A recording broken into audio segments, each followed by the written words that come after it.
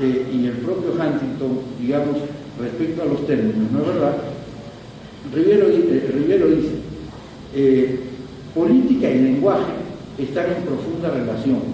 De hecho, la congruencia de nuestro vocabulario político con la descripción de nuestras instituciones proporciona legitimidad, el combustible necesario para el funcionamiento del sistema político. ¿Qué quiere decir? La democracia, la constitución, es un concepto bueno per se, como el amor. Cuando nosotros hablamos del amor, nos sentimos bien. O sea, qué bien. Cuando hablamos del odio, nos sentimos mal, ¿no es verdad? Cuando hablamos de la caridad, nos sentimos bien. Cuando hablamos del desprecio, nos sentimos mal, ¿sí o no? De la misma manera en política, cuando hablamos de la constitución, cuando hablamos de la democracia, nos sentimos bien. Cuando hablamos de la tiranía, cuando hablamos de la imposición política de un dictador, nos sentimos mal. Entonces, ¿qué cosa es lo que hacen los dictadores y qué cosa es los regímenes dictatoriales modernos? Pretenden apropiarse de los conceptos que tienen naturaleza y contenido positivo y pretenden bautizar a sus regímenes como si fueran democráticos. Si nosotros revisamos el Perú, Velasco, por ejemplo, hablaba de la democracia social de participación plena, ¿no es verdad? Yo diría que quieren hablar, Fujimori quiso hablar de la democracia total. O sea, todos son democráticos, no hay dictadores que no sean democráticos el día de hoy. Todos son mejores que la democracia y se captan el término democrático. Entonces, el problema está cuando nosotros nos avenimos a eso.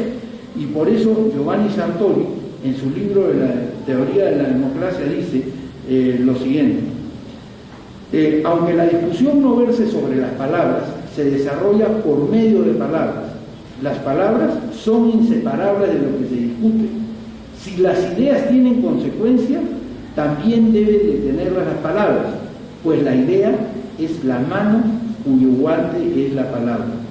Una idea determinada se transmite a través de una palabra determinada, y el denominar a una cosa de cierto modo es lo mismo que sugerir cómo interpretar esa cosa. Si nosotros llamamos a este texto Constitución, estamos sugiriéndole al resto del país que este texto es Constitución y que debemos obedecer la voluntad del dictador preso, condenado y todo lo demás. Si la llamamos Constitución entre comillas y la ponemos en minúscula siempre, van a ver cómo vamos a empezar una gran revolución que dentro de muy poco va a terminar dando al traste con este texto de Fujimori.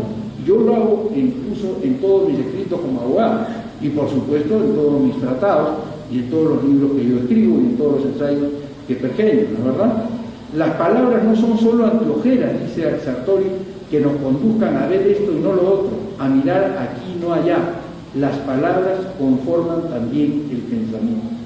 Y esto es muy importante, sigue Sartori, y especialmente importante para nosotros, para los juristas, para la gente que está en el mundo del derecho, porque nosotros estudiamos sobre esto y tenemos la obligación de instruir al pueblo que no estudia sobre esto acerca de las consecuencias que esto tiene. Cuando uno estudia una profesión, asume una responsabilidad con el país. Nosotros, los universitarios, no somos más del 3% del país. No somos más del 3% del país. Los que terminan su carrera no somos más del 1% del país. Y en consecuencia tenemos una responsabilidad para con el 99% restante. Y cuando nosotros hablamos, los demás escuchan y dicen, no, si el doctor lo dice, si el doctor piensa, si fulanito de tal menciona esto, quiere decir que es verdad. Entonces empiezan a asumir como verdad lo que es mentira. Y por eso es que tenemos que entender que nuestras democracias no son sofocracias, no son gobiernos de los sabios, sino son gobiernos del pueblo. Y el pueblo necesariamente no tiene por qué conocer todos los conceptos. Nos corresponde a nosotros los juristas decir verdaderamente qué cosa es lo que es, discutir sobre lo que es y desenmascarar a aquellos que quieren utilizar una idea que al final de cuentas es engañosa y mala para el país. La guerra de las palabras, dice Sartori, otra vez, afecta a sus propiedades emocionales. Su regla básica es conquistar las palabras buenas y descargar las malas, lo que le decía hace un momento, en el campo enemigo. Nos guste o no nos guste, y a mí no me gusta, la guerra de las palabras es una realidad. Y si nos negamos a afrontarla, lo que en realidad hacemos es permitir que la gane el guerrero de las palabras, el manipulador de las palabras. Y cuando se habla de constitución en el texto de 1993, en realidad lo que estamos haciendo es manipular los términos. Estamos manipulando el término constitución. Estamos haciéndole creer al Perú que esto es algo que nos es exigible.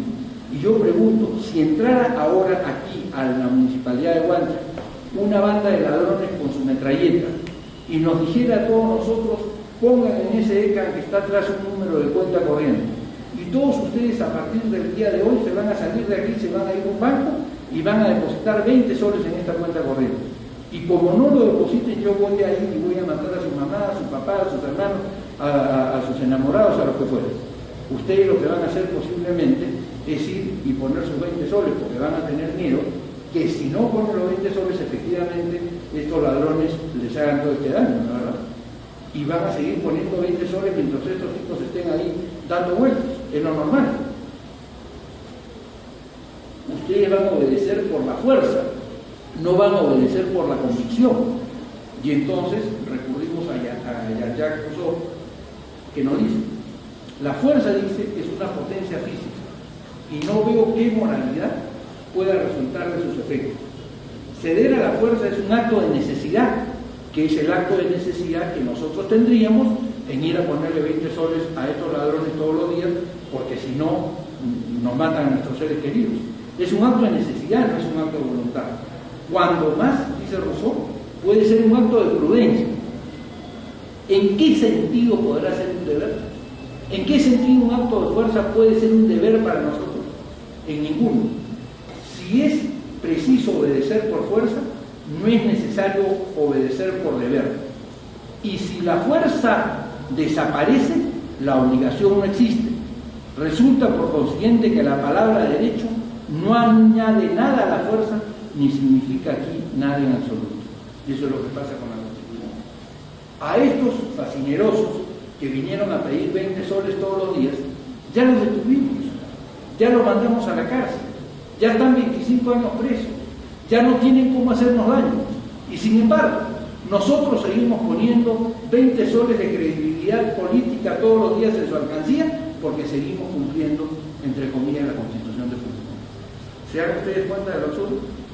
Y eso no existe ninguna obligación. Pero más aún todavía, más grave que todo eso que les estoy diciendo, y por eso es necesario cambiar eso. Todas las constituciones del Perú, todas, absolutamente todas, fueron aprobadas por la mitad más uno del número legal de la Asamblea que las aprobó. Y establecía, y leo la Constitución de 1979, que para modificar la Constitución se requería precisamente la mitad más uno del número legal de miembros del Congreso. ¿Y por qué esto? Porque naturalmente las cosas en derecho se deshacen de la manera como se hacen, ¿no? ¿Verdad? Y si yo apruebo con la mitad más uno, digamos, cambio con la mitad más uno. Pero la dictadura no solamente hace un acto que es imposible de hacer para la dictadura, sino que adicionalmente nos pone a los demócratas un candado y dice, esa constitución que yo he dado no la pueden cambiar, salvo que reúnan 2/3 de votos. O sea, no es la mitad más uno, no es la mayoría, sino que tienen que tener una mayoría súper calificada para poder cambiar lo que yo, dictador, he hecho. ¿En dónde cabe eso desde el punto de vista democrático? ¿Qué lógica tiene eso?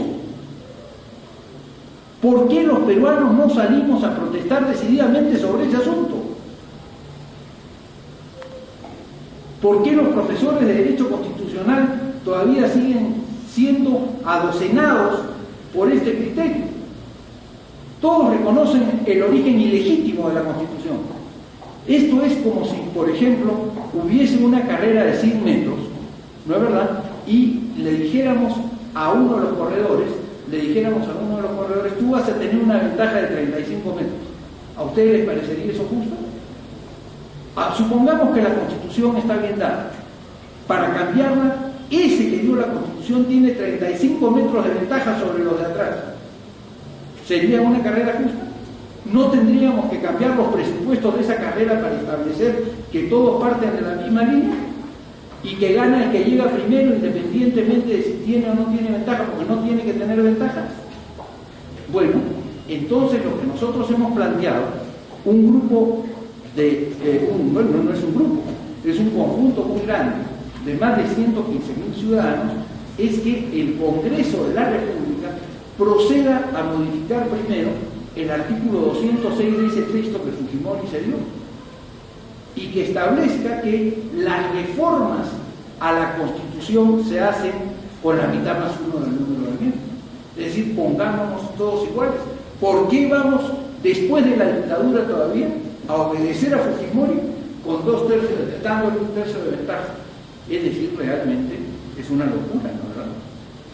Entonces discutamos la Constitución de verdad, discutamos la Constitución en serio. Esta Constitución, yo los invito además a que ustedes que son alumnos de Derecho hagan una comparación entre esta Constitución que fue hecha por la democracia y este texto que fue hecho por la dictadura. Este texto de la dictadura copia, y cuando le digo copia, es copia, casi el 80% de lo que dice la Constitución del 79. ¿Qué es lo que cambia? Lo que le incomodaba a Fujimori. El Senado le incomodaba a Fujimori. La no reelección le incomodaba a Fujimori. Los derechos sociales le incomodaban a Fujimori. Un sistema económico pluralista le incomodaba a Fujimori. Entonces todo eso lo cambió. Pero el resto es igual. Entonces cuando hablamos de la reforma del sistema constitucional, no estamos hablando de la reforma del 100%, ni siquiera de este texto. Estamos hablando de la reforma del 20%, de aquel que no modificó el propio texto de 1993. Pero los sectores más conservadores del Perú, que quieren discutir si hay Senado o no hay Senado, si hay voto presidencial o no hay voto presidencial, si la señora Nadine puede ser reelecta o no puede ser reelecta, esos no quieren tocar el otro tema. ¿Y por qué solamente vamos a tocar el tema que le interesa a un sector y no el tema que le interesa a los trabajadores, y no el tema que le interesa a los campesinos, y no el tema que le interesa a los demás peruanos? ¿Por qué? Vamos a tocar todo y vamos a llegar a un acuerdo que va a ser racional. Lo que sucede es que esta gente se muere de miedo. Pero ya entre los años 2001 y 2006 hubo una comisión que conformaron, que presidieron Jorge del Castillo y Henry Piz, que llegó a un texto que fue consensuado entre empresarios, trabajadores, partidos, todo el mundo, y todos estuvieron de acuerdo en cuáles eran los derechos sociales que había que mantenerse, los de la OIT, cuáles eran los derechos laborales que tenían que mantenerse, cuál era el pluralismo económico que debíamos de seguir. O sea que no es latín ponernos de acuerdo. Pero lamentablemente no quieren que se toque el tema ni con el pétalo de una rosa. Pero yo estoy convencido que esta es una batalla que vamos a ganar en el Perú, y que es una batalla, como les acabo de relatar, anclada directamente en el derecho. Por eso, a diferencia de lo que ayer hemos hablado en la radio y en la televisión, hoy le dije a Óscar y a los organizadores de este certamen, voy a hablar en términos jurídico-políticos, porque la Constitución se llama Constitución Política del Perú. Es una decisión política que se juridiza. Nunca se olviden de eso. Eso es la Constitución. Una decisión política, la norma hipotética fundamental que se juridiza y que se hace obligatoria para todos. ¿No es verdad? Ya. Finalmente, sobre este tema, hay un argumento que dicen, no, pero si ya muy bien, pues estuvo mal hecha, pero ya convalidemos. En primer lugar, ¿quiénes son ellos o quiénes somos nosotros, por último, para convalidar lo que el pueblo no ha hecho y elevarlo al grado de Constitución? ¿Quiénes somos? ¿De quién hemos recibido ese poder? ¿Quién nos ha convertido en tutores del resto de la sociedad?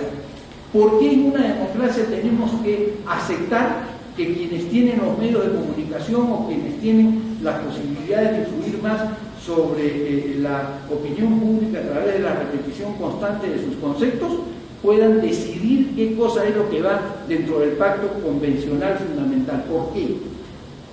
¿Quién les dio categoría superior al resto de los peruanos? Entonces, no hay ninguna razón para que, si se acepta que el texto constitucional es un texto constitucional con déficit de legitimidad inicial, nosotros tengamos que aceptar, ya bueno, como ya se hizo, bueno, adelante con los faroles, ¿no es verdad? Eso no es así. Y finalmente, el Tribunal Constitucional le señaló con nitidez al Congreso que tenía la obligación de resolver este tema. Otro grupo de ciudadanos, que reunimos en ese momento una cantidad similar de firmas, presentamos ante el Congreso de la República un proyecto de ley parecido al que hemos presentado ahora y que está en la Comisión de Constitución. Y en esa oportunidad, el Tribunal Constitucional me pidió, y me lo pidió su presidente Álvaro Landini, no puedes conseguir 5.000 firmas que nosotros, y trae esto como demanda, que nosotros creo que podemos declarar la nulidad de esa Constitución. Nosotros dejamos el camino parlamentario y nos fuimos por el camino del tribunal. Y el tribunal hizo una sentencia que, si ustedes la leen desde el primer considerando hasta el último considerando, ustedes dirían, van a declarar la nulidad de la Constitución. Pero no declararon la nulidad de la Constitución. Dijeron, eso le corresponde al Congreso. Eso le corresponde hacer al Congreso. Y entonces dicen, este tribunal considera que al Congreso de la República, cuya autoridad ha sido delegada por el pueblo como fuente originaria del poder, le corresponde ineludiblemente, o sea, sin poder zafar el cuerpo, y en el plazo más breve,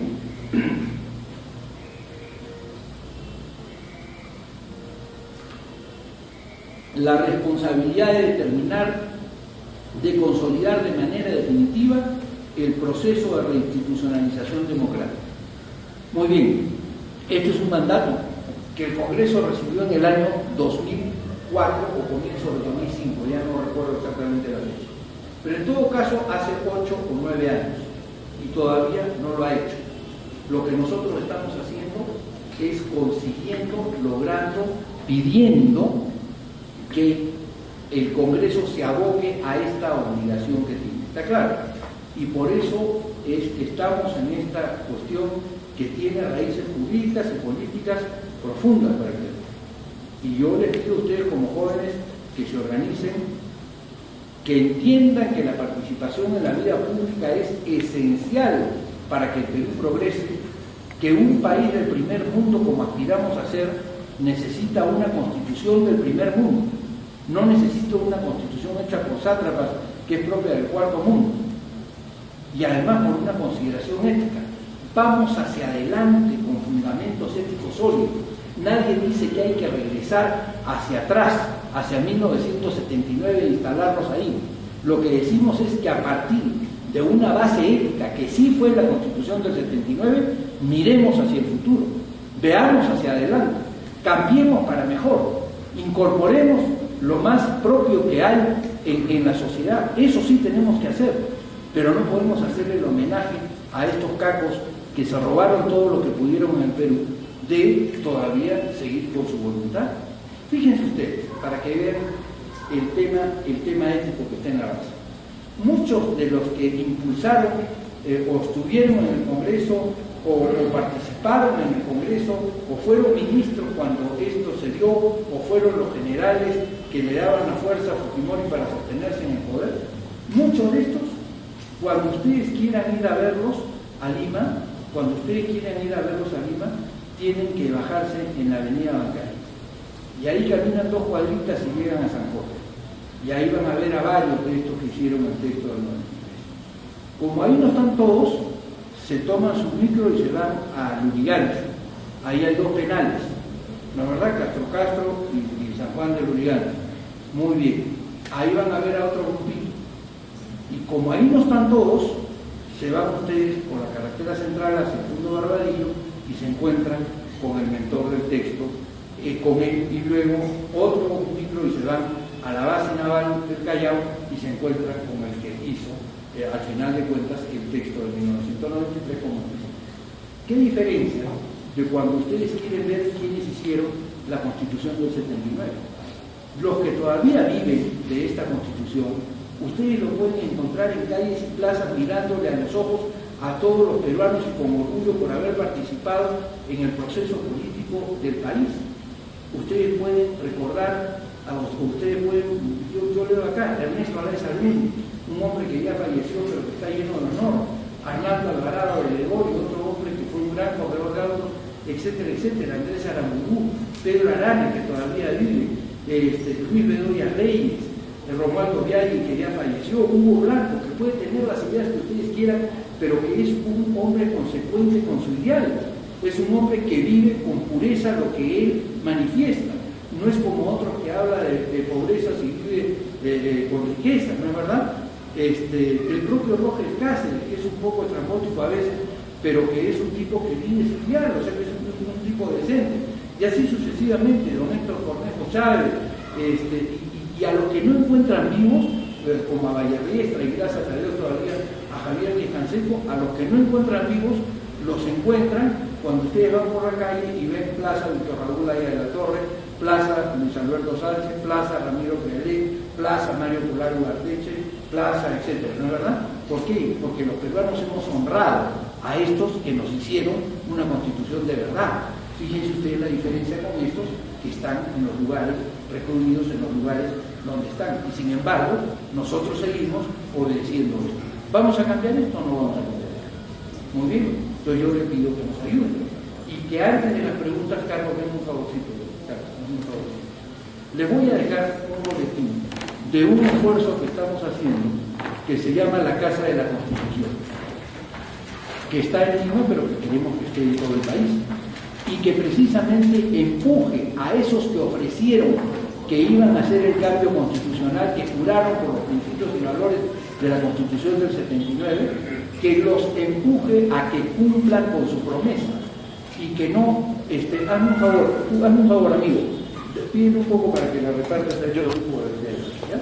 Entonces, yo lo que les pido a ustedes es que los que quieran colaborar con nosotros, al final se me inscriben en una hojita aquí conmigo y yo voy a hacer que los cuadros de la Casa de la Constitución se pongan en contacto con ustedes y podamos iniciar un proceso de formación política en este país.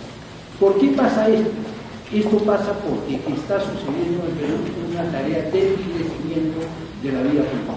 Hemos pasado de tener ciudadanos a tener individuos. Por estas razones, entonces, yo quiero agradecerles la posibilidad de haber hablado sobre este tema con ustedes. Quiero decirles que espero que la juventud se compre este pleito, espero que el país pueda volver a tener, como en los años 90, la fuerza de un foro democrático llamado hoy día Casa de la Constitución, y que sea a partir de la juventud como retomemos la senda constitucional que por acomodo o por facilidad muchos han consentido en ya no perseguir con ahínco y con tenacidad. Ahí tienen ustedes la página de la Casa de la Constitución, www.casadelaconstitucion.com, el Twitter de nosotros, Casa de la Constitución, y ahí van a poder ver ustedes también todas las actividades que nosotros desarrollamos. Y los que quieran de verdad trabajar conmigo, pues aquí tienen, me ponen su correo electrónico, su nombre bien claro, y esta semana empezamos a tomar contacto. Si quieren hacer alguna pregunta, pues encantado de contestarla. Si hay algún tema que ustedes hayan escuchado en la calle y que creen que con esta exposición no ha sido respondida, pues encantado de poder hacerlo. Muchas gracias por venir, muchas gracias por la invitación, Mosca, muchas gracias al Centro de Estudios y bueno, hasta cualquier momento, ¿no?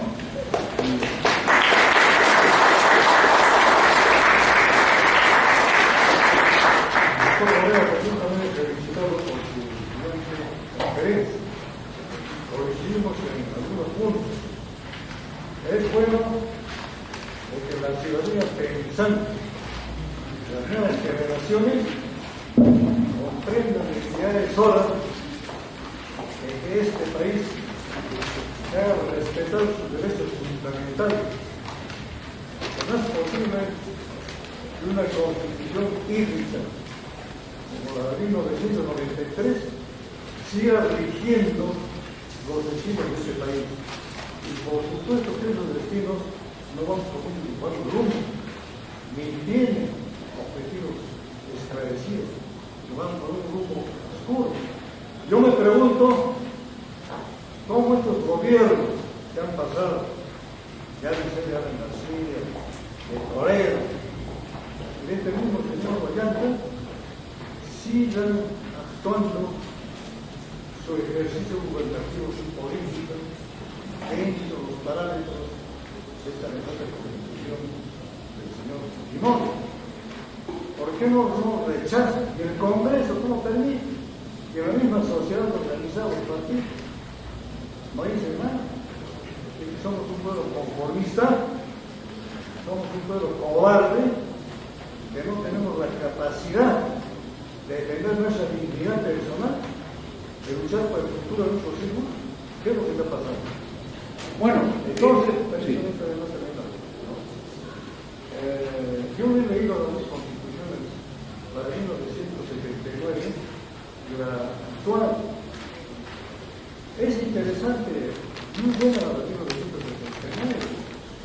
Comenzaba de superar, interesante, apunta a una justicia social, igualdad, la unificación del hombre, que la riqueza esté al servicio natural del desarrollo, que el país sepa buscar su riqueza y no solamente que esté en manos de las transnacionales o empresas que nos explotan, que están depredando, ¿no? Pero han pasado 34 años. Como quiera que la vida todo es dialéctico, tiene que cambiar. Hay nuevas exigencias, nuevos comportamientos políticos, ¿no? La ciencia avanza, nos hace cambiar el pensamiento. Tenemos que andar a tono con esos desafíos que nos separan en la época actual. Entonces, yo lo felicito por esa actitud que tiene de la Casa de la Constitución, donde podemos hacer llegar nuestras propuestas, nuestras opiniones, cómo debería ser la nueva Constitución. Y el punto de partida tiene que, por supuesto, dictar la Constitución de que se convoque una asamblea constituyente en la que participen todas las organizaciones, las usos vivas del país, los colegios profesionales, los sindicatos, los estudiantes, los universitarios, y sea entonces una Constitución fruto de las exigencias y de las esperanzas de un pueblo que está pidiendo a gritos y clamorosamente cambios efectivos. Ese sería todo. Gracias. Bueno, muchas gracias por su intervención. En primer lugar, insisto, y esto es algo que juega mucho quienes se oponen a esta tesis, este no es un regreso a la Constitución del 73. Este es un regreso a los fundamentos éticos del Perú a partir de un texto que tiene efectivamente una impronta, una huella ética que tiene que evolucionar. Por eso es que no hablamos del regreso a la Constitución 79, sino de la reforma del sistema constitucional peruano, donde se incorporen todas aquellas cosas que el día de hoy entendemos como necesarias para una mejor convivencia del Perú, pero a partir de este texto, que es un texto que hoy día es un texto modelo. Mira, una Constitución tiene 7 grandes decisiones, y las 7 grandes decisiones, por ejemplo, la relación en la primacía del hombre frente al Estado. ¿Vamos a cambiar la primacía del hombre frente al Estado? No. Vamos a mantener la primacía del hombre. Eso es una incorporación de la Constitución del 79. Eso no estaba en la Constitución del 33 ni en las anteriores. Vamos a mantener el Estado constitucional de derecho, que fue una de las conquistas de la Constitución del 79, o vamos a hacer como era antes en 1933, que la Constitución sea solamente referencial y si quieren la cumplen y si no quieren no la cumplen. Vamos a mantener el tema de la descentralización, que fue otra de las grandes incorporaciones de la Constitución del 79, o vamos a volver al unitarismo. Vamos a volver al control de poderes y a la interrelación de poderes establecida en la Constitución del 79. Vamos a ir hacia el pluralismo económico o al tema económico que estableció la Constitución del 79. Entonces, las 7 grandes líneas maestras sobre las que se construye una Constitución están vigentes y hoy día no las discute nadie. Lo que sí discutimos son, digamos, las medidas que se tomaron precisamente para cercenar lo que había ya de progreso en ese entonces respecto a algunas consideraciones, como por ejemplo la dignidad de los trabajadores, que está consagrada por la OIT. En la OIT están representados los países más capitalistas del mundo, o sea que no se asusten, no va a pasar nada extraordinario, no van a haber comités obreros que van a ir a tomar las industrias, eso no va a pasar, o sea, eso no va a suceder, además no sería bueno que suceda. Tenemos que dejar un espacio grande a la iniciativa privada, pero tenemos que exigirle a la iniciativa privada que actúe con solidaridad, que efectivamente, sea, responsable socialmente. Esa responsabilidad social de la que nos hablan hoy las empresas es algo que está ausente en el texto de Fujimori. Entonces, pues vamos a hacer eso. Nosotros no podemos hacerle a Fujimori el honor de seguir teniendo una constitución. Si nosotros, en vez de declarar la nulidad del texto de Fujimori del 93, hacemos una nueva asamblea constituyente ahorita, lo que va a suceder es que el Perú va a haber tenido, por decir, 14 constituciones. La número 11, la Constitución de 1933. La número 12, la Constitución de 1979. La número 13, la de Fujimori de 1993. Y la 14, la que salga de esa Asamblea Constituyente. En cambio, con la propuesta nuestra, vamos a seguir teniendo 12 constituciones. La 11, la de 1933, y la 12, la de 1979, que será reformada. Punto, se acabó. Y la grosería de pretender imponerle a un país una constitución desde la dictadura a finales del siglo XX, la dejamos de lado, porque el Perú no tiene por qué tener que soportar ese insulto que significa, incorporar en su historia un texto que ha sido hecho contra la voluntad de los peruanos y contra el sistema que nosotros pusimos. O sea que por eso es el tema. Ahora, si después de todo esto, si después de plantear esta ley, si después de darle a los parlamentarios la posibilidad que hagan lo que tienen que hacer, si después de todo eso no lo hacen, iremos a un referéndum. Iremos a un referéndum, conseguiremos firmas para que el pueblo peruano vaya a reformar directamente el sistema constitucional que el Congreso no quiere reformar. Que nos quede, pero agotemos los caminos para que todo sea lo más pacífico y lo más estable posible, que eso es lo responsable. Esa es la visión de nosotros. Si al final no quieren, iremos al referéndum. Pero eso ya será un tema que trataremos cuando este asunto se agote, y espero que no se agote, espero que los 5 parlamentarios del Cusco, por los cuales ustedes votaron, porque los 5 parlamentarios del Cusco juraron a través de su presidente y de sus vicepresidentes por los principios y valores de la Constitución 79. Exijan ustedes a través de los medios de comunicación, exijan ustedes a través de las llamadas en la radio, exijan ustedes a través de los periódicos, exijan ustedes cuando se encuentren con ellos, que voten por este proyecto de reforma y que no traicionen al pueblo como lo traicionó García en el año 2006, cuando dijo que efectivamente íbamos a retornar a la Constitución de 1979 y íbamos a hacer cambios. Que no se hagan los locos como hasta ahora se está haciendo el loco desgraciadamente Ollanta, no obstante que ya va a tener 2 años de su gobierno. Entonces, si los gobernantes se hacen los locos, el pueblo les llama la atención. Y esta es la manera como el pueblo les está llamando la atención. Está claro, organicémonos para eso. Organicémonos como cuando organicemos el Foro Democrático y hagamos posible que un tema que está profundamente enraizado en lo científico y en lo jurídico y en lo que es lo ético de la constitucionalidad se plasme en realidad. Ese es el tema.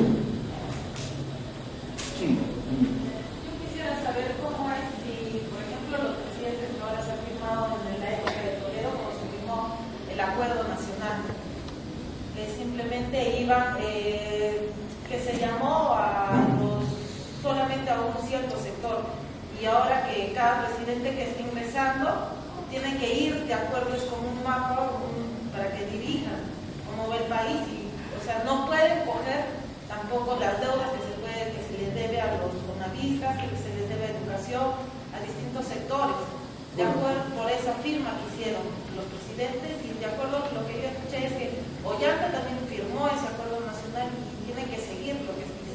Mira, el acuerdo nacional es simplemente indicativo, no es constitutivo. No es constitutivo.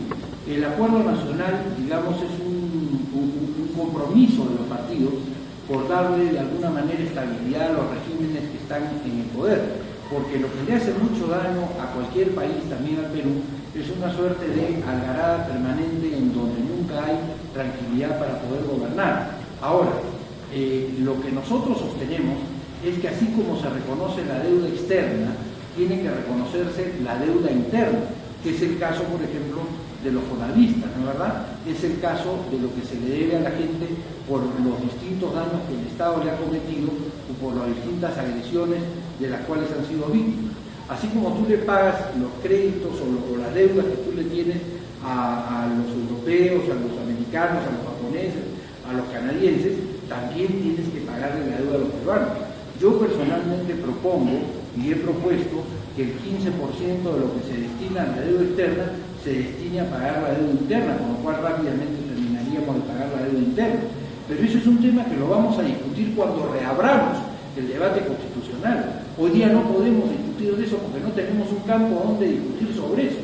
Si ustedes se dan cuenta, los grandes medios de comunicación social del Estado todos ellos tratan, ¿no es verdad?, del país, tratan de obviar esta discusión.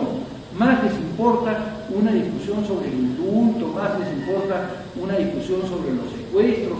Fíjense ustedes los noticieros de televisión todas las noches.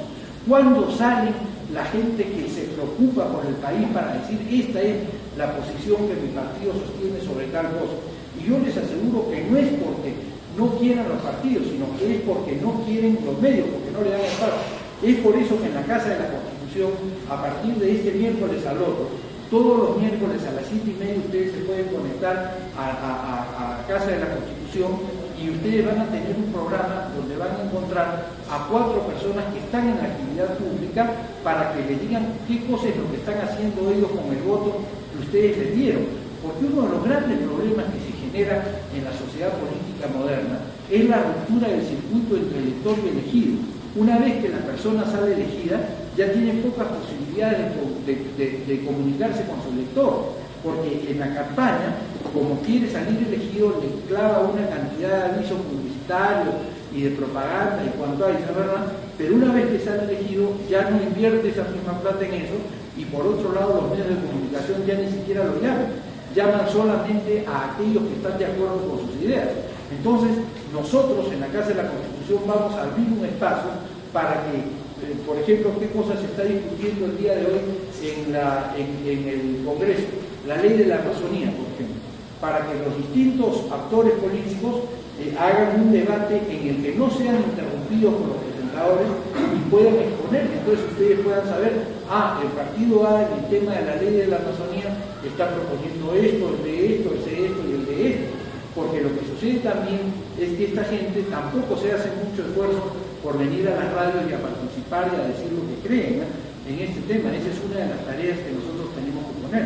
Cuando yo fui diputado en 1985 presenté una ley de partidos políticos, muchos de los cuales términos han sido asumidos por la que después fue la ley de partidos políticos, pero uno de esos que ha sido tomado incluso por lo que hoy se llama la Semana de Representación.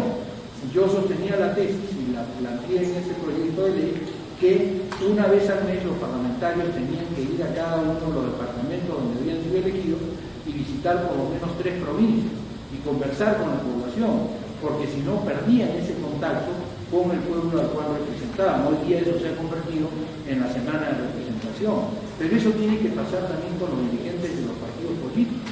¿Cuántos de ustedes forman parte de partidos políticos y se dan cuenta o conocen que un secretario departamental o un secretario regional del Cusco, si ha ido a Canas es mucho, una vez, o si ha ido a Paucartambo es demasiado? No van nunca, igual que los secretarios nacionales no vienen a la capital departamental. Entonces todo ese circuito de relación elector-elegido tiene que rehacerse, ¿no? Pero eso es otra materia y sobre eso podríamos discutir en otro momento, porque ahora no hay tiempo, pero todo eso parte precisamente por tener un sistema constitucional responsable donde efectivamente nazcamos de una huella ética que permita al Perú mirar adelante sobre bases éticas. Ya insisto, el lema es miremos hacia el futuro sobre bases éticas, no miremos hacia el futuro sobre bases podridas como es lo que pasa hoy día con la Constitución del 93. Ese es el tema. Solamente un pequeño comentario. En primer lugar, recibo usted el saludo de los trabajadores despedidos inconstitucionalmente. De hecho, que su exposición me trajo a la memoria. Es cierto que aquel tiempo, cuando no atribuido a una constitución legal, hemos sido el pueblo peruano maltratado. Es como Como consecuencia de esto, muchos peruanos, mucha juventud ha ido, disculpa la expresión, una desgracia, juventud en época de estudios universitarios, por perder el trabajo de sus padres, han perdido. Y así hogares, por culpa de este gobierno dictador, se han deshecho hogares. Como resumen de todo esto, ha sido un gobierno catastrófico,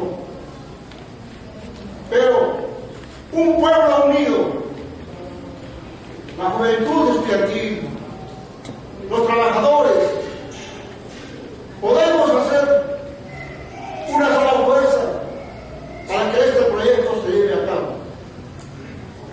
Porque es cierto, la juventud estudiantil que a veces están presentes, pienso que para ellos es una novedad, pero para nosotros, que hemos luchado en las calles, que hemos tenido ese choque con la dictadura,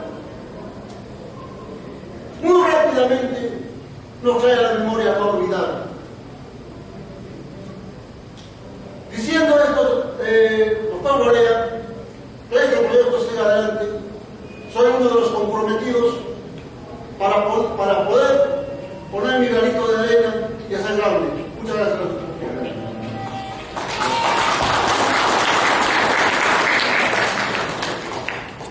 Doctor, buenas tardes.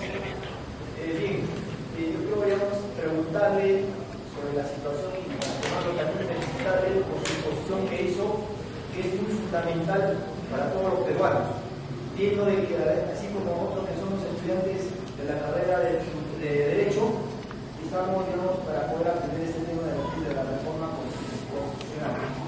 Mi pregunta es lo siguiente: ¿qué hacer o qué estrategias debemos de tomar nosotros los jóvenes para poder asumir este reto? Y no es nada fácil, porque inclusive digamos que el actual gobierno se comprometió o tiene un compromiso de dar esta reforma constitucional, pero hasta el momento no se está dándose. Y a veces, digamos, en mi manera de pensar, creo que una sola persona no lo va a poder hacer. Y nosotros creo que, digamos, como verdaderos peruanos, estamos en el deber y en la obligación de poder hacer esta reforma constitucional. Entonces, pediría a usted, así como a estos jóvenes que tal vez un poco desconocen ustedes el tema, darnos las pautas, orientaciones o las estrategias para poder encaminar este proyecto. Nada más, doctor. Muchas gracias. Bueno, miren, aquí hay varias cosas que se pueden hacer. En primer lugar, nosotros en la Casa de la Constitución estamos en un proceso de formación política. Nosotros cada 2 semanas, más o menos cada 3 semanas a veces, dependiendo del tiempo del encargado, mandamos unas lecturas de 20 páginas, no mandamos más de 20, 25, 30 páginas, de libros que normalmente no encuentran ustedes en las provincias y tampoco se encuentran en Lima, de autores como Sartori, como Bobbio, los clásicos, ¿no es verdad? Hamilton, Madison, Jay, en fin, Rosenbayer, Guglielmo Ferrero, en fin, los grandes autores, para que eleven el nivel de vida, el nivel de política que se hace en el país. Porque hoy día, lamentablemente, en los diarios no hay columnas de reflexión política, lo que hay son opinólogos. Antes, y esto es una cosa bien interesante, que se lee los tratados sobre cómo los medios de comunicación van tratando de suplantar a los partidos políticos, ¿no es verdad? Lo cual es muy grave, porque los medios de comunicación tienen intereses, los partidos políticos tienen la obligación de integrar intereses, diversos intereses, y de amalgamarlos y de darles un orden, ¿no es verdad? Entonces, antes los medios invitaban o pedían la opinión de los actores políticos. Y entonces la gente podía conocer lo que pensaban los que estaban en el poder político. Hoy día ya no les piden opinión, contratan lo que llaman los opinólogos, los que tienen sus columnas. Y esos opinólogos hablan de todo, ¿no es verdad? Desde cómo enfrentar al fútbol como el fenómeno social hasta los viajes a la luna en cohetes rusos, o sea, cualquier cosa, ¿no es verdad?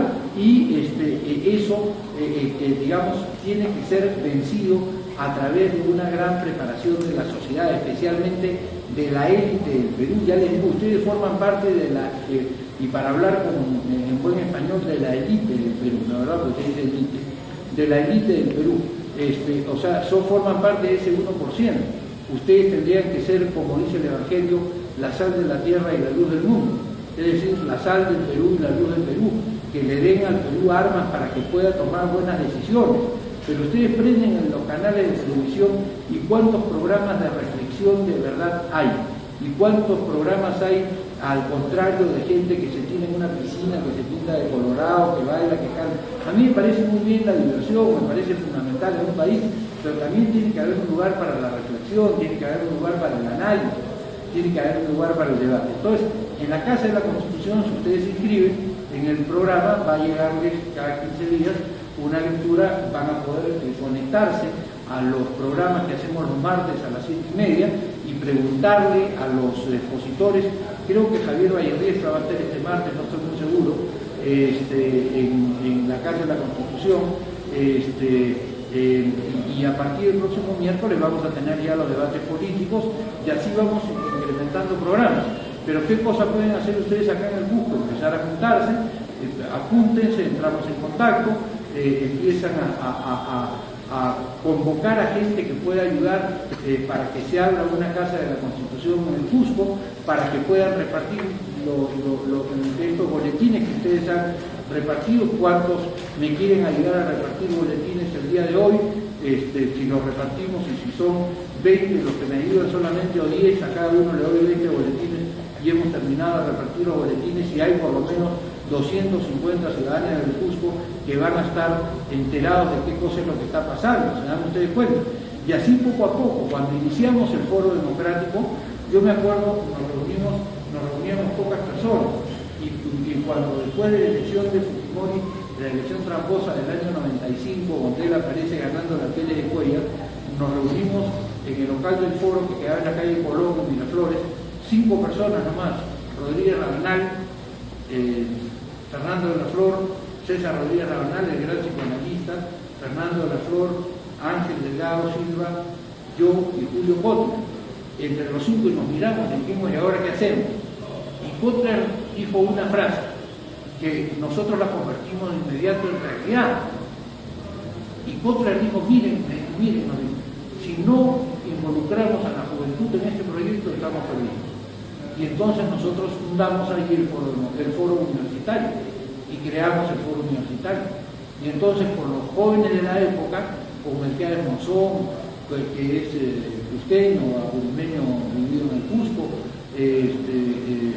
con el loco del Pino Santander y con Hugo Santander, que son cusqueños, con un montón de muchachos, con Robert Ormachea, con Coco Murillo, con todos ellos hicimos el foro universitario, y efectivamente el foro universitario fue lo único que se le puso al costado a Fujimori, porque los partidos se arrugaron toditos se chuparon, y el único que salió a hacer la pelea fue el foro universitario. Hoy día vamos a hacer la pelea desde la Casa de la Constitución, vamos a decirle al presidente Humala que cumpla su promesa. Y fíjense ustedes, esta idea es tan fuerte que los 2 últimos presidentes han salido elegidos montados sobre esta idea. Y cada día que pasa, si nosotros somos capaces de transmitirle esto a la población, esta idea será la que triunfe, pero la tercera irá a la vencida. Y esta vez haremos de todas maneras la reforma y dejaremos de lado, aunque haya pasado el tiempo. No importa cuánto tiempo haya pasado, las grandes causas toman tiempo. Roma no se conquista en un día, ¿no es verdad? Y entonces nosotros tenemos que hacer que esta causa se convierta en popular y rechazar todas esas patrañas que la gente, por ejemplo, de los sectores conservadores dicen: pero si todas las constituciones fueron hechas en dictadura. Yo no sé si son o se hacen, porque la Constitución de 1979, y los mayores lo saben, se hizo como consecuencia de que los militares se dieron cuenta de que ya no podían seguir gobernando el país luego del paro que en 1977 se hizo en el Perú, que fue un paro totalmente auspicioso, donde no se movió una mosca en todo el país. Y ahí Morales Bermúdez entendió: hay que devolverle el país a los indígenas. Y convocó a una asamblea constituyente absolutamente libre, los militares estaban de salida, se iban. Le dijeron a los civiles, ustedes hagan la Constitución. Y cuando se quisieron meter, y acaba de decirlo Morales Bermúdez esta semana, no sé si en Caretas o en el Comercio, cuando ellos se quisieron meter a decir cosas, la Asamblea Constituyente, presidida en ese momento por Luis Alberto Sánchez, porque Víctor Raúl ahí en la Torre ya estaba muy enfermo, simplemente agarró el sobre que les habían mandado con lo que ellos creían que debía ser incorporado al texto constitucional y se lo devolvieron cerrado y diciéndoles, ustedes no tienen nada que ver acá, así que fuera, chao. Y eso lo ha reconocido Morales Bermúdez, lo acaba de reconocer Morales Bermúdez. ¿Qué diferencia con la Constitución, entre comillas, de Fujimori? Que no la hace cuando se están yendo los militares, sino la hace cuando están entrando los militares con él. Y la hace para dictarse las normas para quedarse, para hacer en el Perú lo que le dio la gana. No nos olvidemos la cantidad de miles de millones de dólares que se robaron en el Perú durante esos años, por favor. Entonces, ¿qué diferencia entre un momento en el cual los militares se van y otro en el cual los militares entran? Uno en el cual los que hacen la Constitución la hacen para sí mismos, no pensando en el futuro del país. Es totalmente distinto. Entonces, no se puede comparar una cosa con otra. Por último, ellos dicen, ¿cómo vamos a reformar la totalidad? Eso va a traer un problema. O sea que ellos sí pueden reformar la Constitución del 79, pero los demócratas no podemos reformar la Constitución de la dictadura. ¿Qué cosa? Entonces, lo que tenemos que tener es claridad en los conceptos. Y entonces, en la Casa de la Constitución, ustedes, si tienen una pregunta sobre estos temas, plantéenlas, y ya tanto César Ochoa, que es el principal profesor de Derecho Económico junto con Marco Rizalca, o Carlos Blancas, o Javier Mujica, o cualquiera de los que conoce sobre cada uno de los temas, podrá ir dándoles respuestas a las inquietudes que ustedes tengan. Pero al final de cuentas, lo que vamos a hacer nosotros es abrir el gran debate nacional. Y ahí vamos a tener gente que piense, digamos, bien a la izquierda y gente que piense bien a la derecha. Y entre todos nos vamos a tener que poner de acuerdo. Y entre todos vamos a tener que entender que lo que de ahí salga es el pacto nacional. No nos va a gustar toda la Constitución, pero nos gustará una parte, nos sentiremos identificados con alguna parte. Ese es el reto de la Constitución. Entonces, yo